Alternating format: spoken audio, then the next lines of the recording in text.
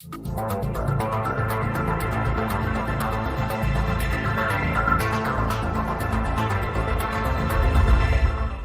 Latur YouTube चॅनलमध्ये आपल्या सर्वांचं स्वागत. आरोग्य दूत या सदरामध्ये आज आपण भेटणार आहोत मुख्यमंत्री सहाय्यक निधी कक्ष, त्या कक्षातील वैद्यकीय अधिकारी डॉक्टर ऋषिकेश खरोळेकर सरांना. मुख्यमंत्री सहाय्यक निधी हा ही एक योजना महाराष्ट्र शासनाने सुरू केली आहे. जशी महात्मा फुले जीवनदायी आरोग्य योजना आहे, तशीच रुग्णांना मदत व्हावी, आर्थिक मदत मिळावी यासाठी महाराष्ट्र शासनाच्या मुख्यमंत्र्यांनी मुख्यमंत्री सहाय्यक निधी ही योजना चालू केली आहे. या योजनेची माहिती जाणून घेणार आहोत. या योजनेला डॉक्युमेंट कुठले लागतात किंवा कागदपत्र काय लागतात याची सविस्तर माहिती आपल्याला देणार आहेत डॉक्टर ऋषिकेश खरोळेकर सर. सर नमस्कार. नमस्कार. नमस्कार सर, हे मुख्यमंत्री सहाय्यक निधी नेमकं काय आहे आणि याला डॉक्युमेंट कुठले कुठले लागतात, कुठले आजार येतात? मुख्यमंत्री सहायता निधी ही जी योजना आहे, हा महत्वाचं म्हणजे हा एक ट्रस्ट आहे, ज्याचे की माननीय मुख्यमंत्री महोदय आपल्या महाराष्ट्र राज्याचे श्री देवेंद्रजी फडणवीस साहेब हे त्यांचे अध्यक्ष आहेत. आणि या कक्षाचे कक्षप्रमुख म्हणून माननीय रामेश्वरजी नाईक साहेब, त्यांच्या मार्गदर्शनातून हे सगळं कामकाज चालतं. आणि जिल्हा स्तरावरील कक्ष म्हणजे ह्या सगळ्या गोष्टींची उपलब्धता, अर्ज जमा करण्याची, त्याच्यात काही त्रुटी असतील तर त्या जिल्हा स्तरावरच त्या जमा करून त्याचं समाधान होण्यासाठीची ही सगळी संकल्पना माननीय मुख्यमंत्री महोदयांच्या सूचनांनुसार झाली. आणि 1 मे 2025 हा जिल्हास्तरीय कक्ष आपल्या लातूर जिल्ह्यामध्ये चालू झाला. सर, आपण जर बघितलं तर आरोग्याच्या संबंधी वेगवेगळ्या समस्या ह्या प्रत्येक माणसाला या जाणवत असतात.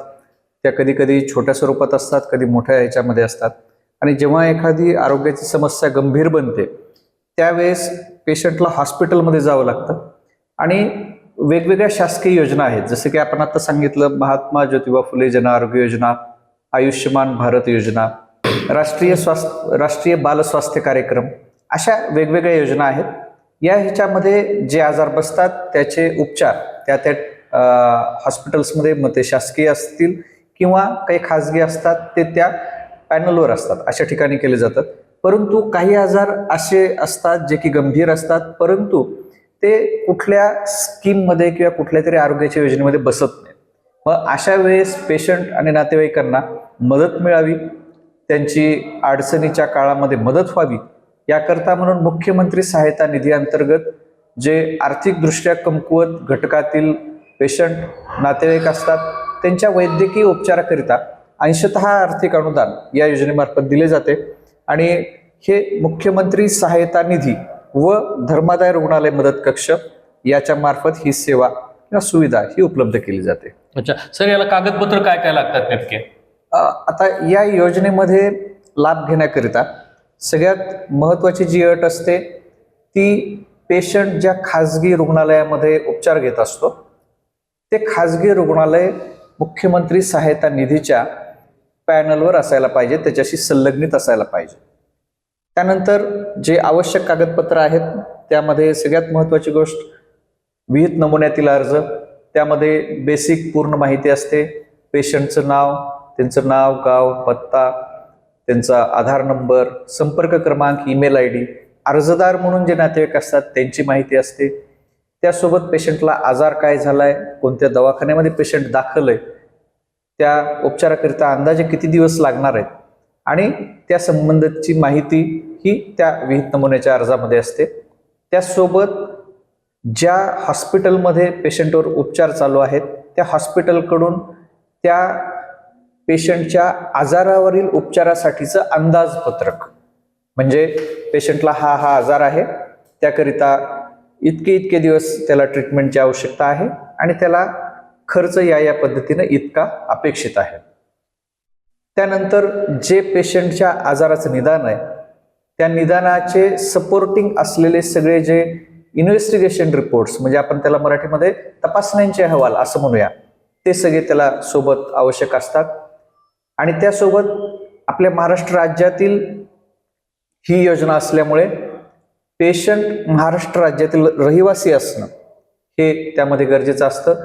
मग पेशंटचं आधार कार्ड, पेशंटचं रेशन कार्ड, अर्जदाराचं आधार कार्ड, त्यासोबत त्या पेशंटचा उत्पन्नाचा दाखला, म्हणजे पाठीमागील जे आर्थिक वर्ष आहे त्याचा उत्पन्नाचा दाखला, जो की रुपये 1,60,000च्या मर्यादेमध्ये असणं आवश्यक असतं, ही त्यामध्ये महत्त्वाची कागदपत्र असतात. त्यासोबत पेशंट ज्या रुग्णालयामध्ये दाखल आहे तेथील GPS टॅग असलेला फोटोग्राफ, हा एक आपल्याला त्यासोबत लागतो. काही वेळेस पेशंट ॲक्सिडेंट म्हणजे अपघातानं तो ग्रस्त झालेला असतो आणि त्याचे उपचार असतात. अपघातग्रस्त रुग्णांकरता FIR असणं नोंदवलेली, हे एक त्याकरिता महत्त्वाची गोष्ट आहे. आणि आपल्याकडं बरेच दुर्धर आजाराचे पेशंट पण आहेत, ज्यांना की कधी अवयव प्रत्यारोपण लागतं, म्हणजे त्यांचं ऑर्गन ट्रान्सप्लांट हे करणं आवश्यक असतं. जसं की किडनी ट्रान्सप्लांट आहे, लिव्हर ट्रान्सप्लांट आहे, लंग ट्रान्सप्लांट आहे, बोन मॅरो ट्रान्सप्लांटचे काही पेशंट असतात. अशा पेशंटमध्ये ZTCC म्हणजे अवयव प्रत्यारोपणाकरिता एक विभागीय समिती असते, त्याची परवानगी असलेलं पत्राची कॉपी हे त्याकरिता आवश्यक असतं. यामध्ये आपल्याला पेशंटच्या आजाराच्या उपचारासाठीचं इस्टिमेट आणि तो जो अर्ज आहे आपला पेशंटचा, हे ओरिजिनलमध्ये आपल्याला लागतं आणि बाकीचे सर्व झेरॉक्स कॉपीजमध्ये आपल्याला लागतं. ओके. याच्यात किती आजार बसतात उपचारामध्ये? मुख्यमंत्री सहायता निधी योजनेच्या अंतर्गत जे उपचार यामध्ये आपण म्हणूया की त्याच्यामध्ये लिस्टेड आहेत किंवा त्यामध्ये समाविष्ट आहेत, हे जवळपास 20 ते 23,000 या योजनेच्या अनुषंगानं त्या संलग्नित रुग्णालयात उपचार घेणाऱ्या रुग्णांकरिता त्यामध्ये ते अर्ज करू शकतात. अच्छा. या निधी अंतर्गत किती पर्यंत मदत मुख्यमंत्री सहाय्यता कक्षातून होते? सर, ह्या योजनेच्या अंतर्गत जी मदत आहे ही आर्थिक स्वरूपात असते. आर्थिक स्वरूपामध्ये हॉस्पिटलच्याच अकाउंटला ते पैसे जमा केले जातात, त्या संबंधित पेशंटच्या नावानं त्यांच्या ट्रीटमेंट करता. आणि सगळ्यात महत्त्वाची गोष्ट, पेशंटवर ज्यावेळेस हॉस्पिटलमध्ये उपचार चालू असतात त्यावेळेस आपला केलेला अर्ज आणि आपली सगळी प्रक्रिया ही त्यावेळेस वैध असते. जर पेशंट डिस्चार्ज झालेला असेल किंवा एखाद्याचा उपचार ऑलरेडी पूर्ण झालाय आणि नंतर मग अर्ज करायचे, म्हणजे जसं की आपण बऱ्याच वेळेला इन्शुरन्समध्ये रिएम्बर्समेंट करतो, प्रतिपूर्ती करतो, तर तसं यामध्ये बसत नाही. आता कुठल्या आजाराला किती रक्कम मंजूर होते किंवा आर्थिक मदत मिळते, तर ते त्या आजारानुसार आहे. म्हणजे जे मोठे आजार आहेत, ज्यांना खूप मोठ्या प्रमाणामध्ये उपचाराची गरज असते, उदाहरणार्थ ऑपरेशन्स आहेत, तर ऑपरेशन्स करता महत्तम मर्यादा त्याची जी आहे ते रुपये 1,00,000 आहे. अच्छा.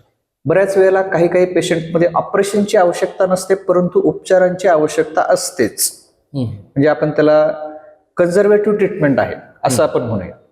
तर त्याकरिता रुपये 50,000 आर्थिक मर्यादेच्या ह्याच्यामध्ये मदत मिळते. कधी काही पेशंटला उपचार आवश्यक असतात, परंतु त्याकरताची जी मर्यादा असते इस्टिमेट समजा, तर ते समजा 70-80 हजार आहे किंवा कमी आहे, त्यांना त्या ह्याच्यानुसार ती आर्थिक मदत दिली जाते. जे ट्रान्सप्लांटच्या केसेस आहेत, म्हणजे जसं की आता आपण म्हणलं किडनी ट्रान्सप्लांट किंवा बोन मॅरो ट्रान्सप्लांट, यांच्याकरता मात्र महत्तम आर्थिक मदत करण्याची जी मर्यादा आहे ती रुपये 2,00,000 इतकी आहे. अच्छा. आपल्या लातूर जिल्ह्यामध्ये असे किती हॉस्पिटल्स आहेत की जिथे ते मुख्यमंत्री सहाय्यक निधीशी संलग्नित आहेत? आपल्या लातूर जिल्ह्यामध्ये जवळपास 90 ते 95 खाजगी रुग्णालये, ज्यामध्ये की काही ट्रस्टची हॉस्पिटल्स पण आहेत, ती आपल्या मुख्यमंत्री सहायता निधी योजनेसोबत संलग्नित आहेत. त्यामध्ये पेशंट उपचार घेत असतात आणि तिथून आपल्याला त्यांचे प्रस्ताव येत असतात. एक 90 ते 95च्या ह्याच्यामध्ये आपल्या लातूर जिल्ह्यात आपण म्हणू शकतो. मुख्यमंत्री सहाय्यता निधी जर मिळवायचा असेल तर त्याची प्रोसेस नेमकं काय, प्रोसेस कशी आहे? सगळ्यात महत्वाची या प्रक्रियेची पहिली पायरी म्हणजे आपला पेशंट संबंधित दवाखान्यामध्ये उपचार घेत असला पाहिजे, दाखल असला पाहिजे, हे सगळ्यात महत्वाची त्याची अट आहे.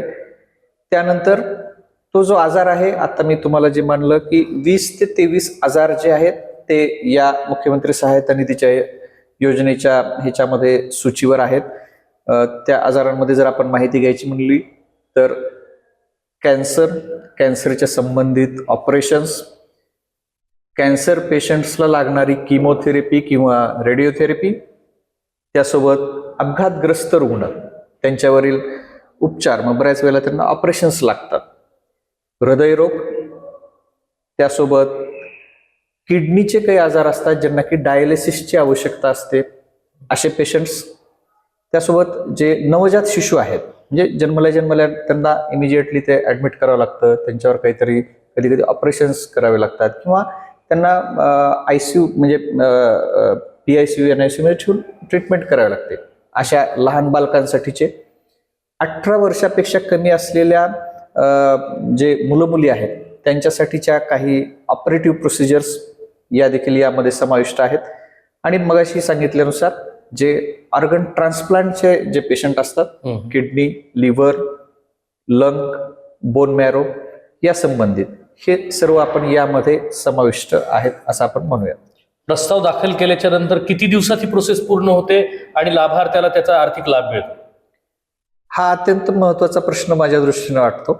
कारण जेव्हा आपण प्रस्ताव दाखल केला असं म्हणतो, प्रस्ताव आपण परिपूर्ण ज्यावेळेस दाखल करतो, म्हणजे की जे आपल्याला सूचना दिलेल्या आहेत, फॉर्ममध्ये देखील पहिल्या पानावर पूर्णपणे सूचना दिलेल्या आहेत, त्यानुसारचे सर्व कागदपत्र व्यवस्थित ह्याच्यामध्ये आपण त्याला जोडले, फॉर्म सुवाच्य अक्षरात आपण भरलेला आहे आणि आजार जो आहे आपला त्या आजारासाठीचे जे तपासण्यांचे सगळे अहवाल आहेत की आजार तो आहे म्हणून दर्शवणारे ते सगळे लावलेत.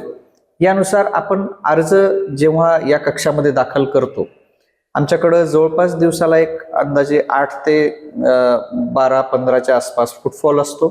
त्यापैकी 7 ते 12-13 अर्ज दाखल होतात आणि ते दाखल झालेले अर्ज आम्ही सेम डे या ठिकाणी नोंदवून घेतो, ते तपासून घेतो, सह्या करून ते प्रमाणित करून आम्ही स्कॅनने त्याच दिवशी आम्ही मंत्रालयात मुंबईला संबंधित कक्षाला पाठवून देतो. परिपूर्ण प्रस्ताव असेल तर अंदाजे 3 ते 5 वर्किंग डेजमध्ये, एखादा दिवस त्याला मागं पुढं प्लस मायनस होऊ शकतो, पण त्या ह्याच्यामध्ये ही सगळी प्रक्रिया पूर्ण होते आणि संबंधित जो पेशंट आहे त्यांच्या उपचाराकरिता संबंधित हॉस्पिटलच्या बँक खात्यावर ती रक्कम मुंबईवरून वर्ग केली जाते. ओके. म्हणजे एकूणच आरोग्याच्या दृष्टीने रुग्णांना व रुग्ण नातेवाईकांना आर्थिक मदत महाराष्ट्र शासनाच्या वतीने मिळण्यासाठी मुख्यमंत्री सहाय्यक निधीने जो उपक्रम केलाय, चालू केलाय, तो हा कौतुकास्पद आहे. याचे लाभार्थी पण त्याची प्रतिक्रिया तशी देत आहेत. आज आपण जाणून घेतलं की मुख्यमंत्री सहाय्यक निधीतून लाभ कसा मिळवावा किंवा त्याच्या संदर्भातली सर्व माहिती आपल्याला वैद्यकीय अधिकारी डॉक्टर ऋषिकेश खरोळेकर सरांनी दिलेली आहे. धन्यवाद सर. धन्यवाद.